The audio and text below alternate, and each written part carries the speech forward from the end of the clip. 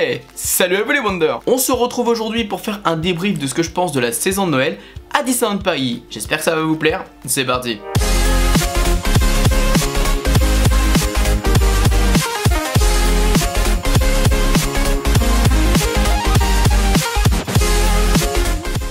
Bon, et bien cette saison de Noël, on peut déjà dire qu'elle est bien meilleure que celle de Halloween. C'est vrai que cette saison d'Halloween était vraiment très pauvre au niveau des spectacles, mais à l'inverse, la saison Noël, je la trouve très pauvre au niveau des décorations. C'est vrai que mis à part Main Street ou encore la petite allée du château, il n'y a pas forcément beaucoup de décorations. On en a vu certaines au Cowboy Cookout, mais après, c'est tout quoi. Et même Main Street, c'est juste devant au niveau du kiosque, il y a des petits bonhommes de neige, il y a des petits sapins, mais sinon c'est tout quoi. Donc c'est vrai que c'est ma petite déception, c'est vrai que j'aime bien Noël parce qu'on peut mettre vraiment beaucoup de décorations, on peut vraiment faire pas mal de petites choses sympas au niveau des guirlandes, au niveau des boules, au niveau des sapins. Et là c'était un peu léger je trouve. Le sapin c'est le même que celui de l'année dernière. Disneyland Paris qui nous avait prévenu que ça allait être une année folle au niveau de Noël.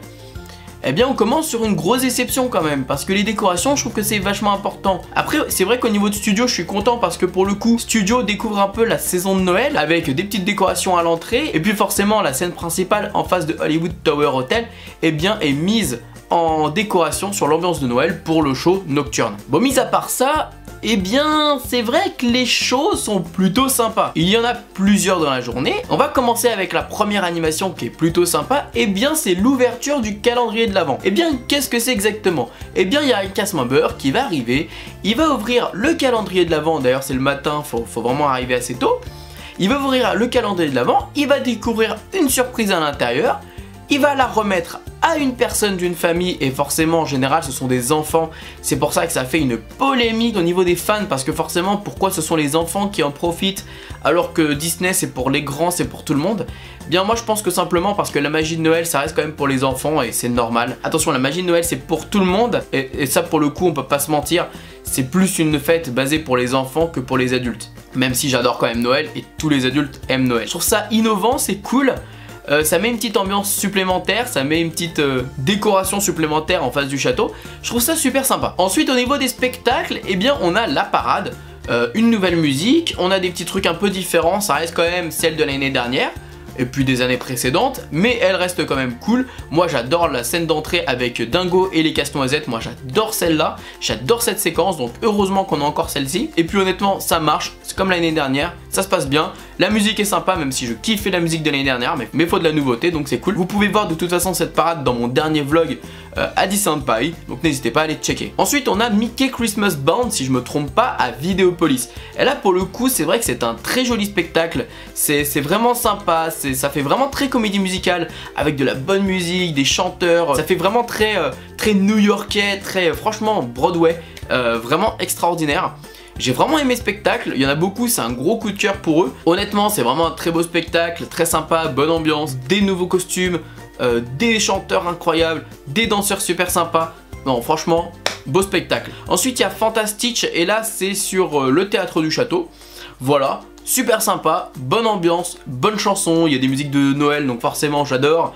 On a forcément les personnages classiques, mais notamment Stitch qui est mis à l'honneur et je trouve ça plutôt cool. Dommage que la fée Clochette soit pas un petit peu plus au devant de la scène, qu'on la voit pas un peu plus, étant donné que c'est la star de cette année. Ça je trouve ça un peu dommage. Le spectacle de Fantastic, vraiment cool. Je trouve que ça fait vraiment penser au spectacle avec Mickey, fête joyeux anniversaire, enfin quelque chose comme ça. Voilà, c'est sympa, il y a de la danse, il y a des chansons. C'est cool. Au niveau de la parade des 25 ans, bon ça c'est comme d'habitude, hein, c'est la même parade. On a un nouveau spectacle inédit qui se trouve sur l'Hollywood Tower Hotel, un peu comme ce qu'on avait avec la saison de la force avec Star Wars. Et là franchement les amis, on en a plein les yeux. On ressent clairement l'investissement de Disney sur spectacle. Et ouais non, clairement on en a plein les yeux. Vraiment, c'est vraiment beau. C'est vraiment spectaculaire, c'est vraiment bien travaillé, c'est une belle histoire, c'est sympa. On a les personnages qui sont en train de refaire un sapin de Noël, qui sont en train d'offrir des cadeaux, enfin c'est vraiment cool, c'est franchement faut le voir. Ensuite, bon au niveau de Chantons la Reine des Neiges, ça je pense que vous savez ce que j'en pense, vous pouvez voir d'ailleurs une petite vidéo que j'ai déjà faite.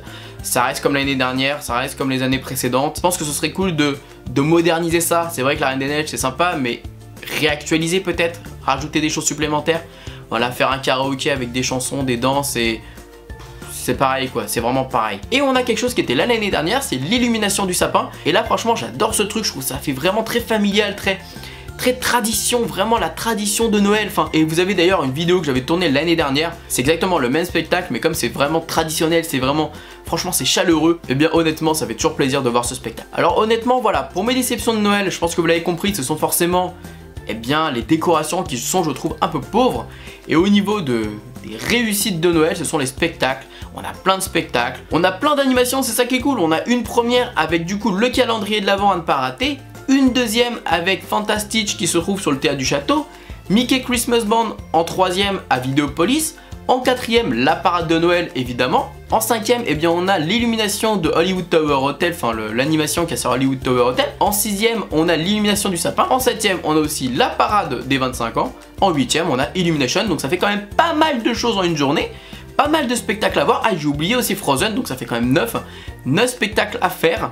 Entre les attractions, les rencontres avec les personnages, je pense que vous avez de quoi passer une magnifique journée dans cette saison de Noël. En tout cas les amis, je vous déconseillais la saison d'Halloween, mais pour le coup je vous conseille la période de Noël. C'est vraiment beau, c'est vraiment sympa et c'est à faire au moins une fois cette année. N'hésitez pas à me dire en commentaire si vous avez fait cette période de Noël et si évidemment ça vous a plu. Surtout de vous abonner et activer la petite cloche pour les prochaines vidéos. Je vous fais plein de bisous et comme d'habitude, n'oubliez pas que tout le monde a le droit de rêver, alors pourquoi pas vous?